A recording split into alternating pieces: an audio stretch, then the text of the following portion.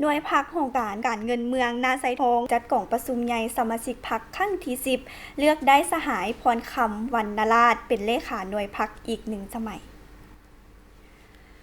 กล่องประชุมครั้งนี้ได้ไขขึ้นในวันที่21 สิงหาคม 2026 นี้อยู่ที่เมืองนาไซทอง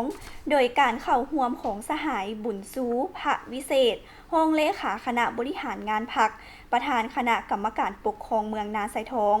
สหายสิงห์คำเยียรีเฮอคณะพรรคฮักฐานห้องหัวหน้าแผนกการเงินนครหลวงเวียงจันทน์ได้มีภาคส่วนเกี่ยวข้องและสมาชิกพรรคเข้าร่วมในพิธีสหายพรคำวรรณราชคณะพรรคเมืองเลขาหน่วยพรรคได้ขึ้นผ่านทางรายงานการเมืองซึ่งได้ยกให้เห็นถึงผลสำเร็จของการจัดตั้งปฏิบัติเวียกงานหลายด้านเช่นคณะหน่วยพรรคได้เอาใจใส่นำพาจัดตั้งผันขยายมติกล่องประชุมใหญ่ครั้งที่12ของพรรคมติกล่องประชุมใหญ่ครั้งที่8ขององค์คณะพรรคนครหลวงเวียงจันทน์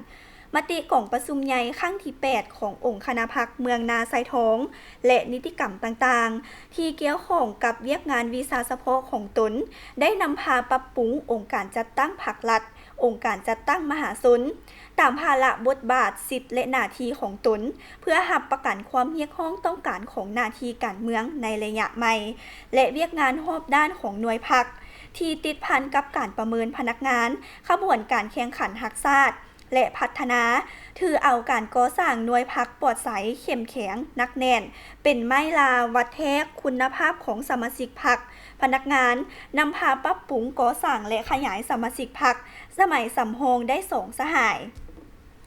นอกจากนี้ยังได้จัดตั้งนำพาเวียกงานวิชาเฉพาะด้วยการซุกยู่ส่งเสริมสมาชิกพรรคพนักงานเข้าร่วมฝึกอบรมค้นคว้าซอกฮู้ห่ำเฮียนนิติกรรมการนำใช้ระบบเทคโนโลยีเครื่องมือที่ทันสมัยเข้าในการปฏิบัติหน้าที่เวียกงานที่ติดพันกับเวียกงานวิชาเฉพาะของตนให้คล่องแคล่วและรับประกันความถูกต้องตามระเบียบการนับแต่ปี 2020 จนถึงปี 2025โครงการเงินเมืองได้หับตัวเลขแผนการจัดเก็บรายหับเข้างบประมาณแผนกการเงินนครหลวงเวียงจันทน์มอบให้ทั้งหมด124ตื้อกว่ากีบผ่านการจัดเก็บรายหับเข้างบประมาณแห่งรัฐได้ทั้งหมด134ตื้อกว่ากีบเทียบใส่ตัวเลขแผนการจัดเก็บปฏิบัติได้เท่ากับ108ส่วนห้อยกองประชุมครั้งนี้ผู้แทนสมบูรณ์ยังได้พร้อมกันใช้สิทธิประชาธิปไตยปอนบัตรคัดเลือกเอาคณะหน่วยพรรคห้องการเงินเมืองนาไซทองสุดใหม่ในนั้นได้เลือกเอาสหายพรคำวรรณราชเป็นเลขาหน่วยพรรคสหายเพชรศิลาอระดมเป็นห้องเลขาและสหายนางโอเดชสมสุขเป็นคณะทั้งเป็นผู้รับผิดชอบเวียกงานกวดการหน่วยพรรค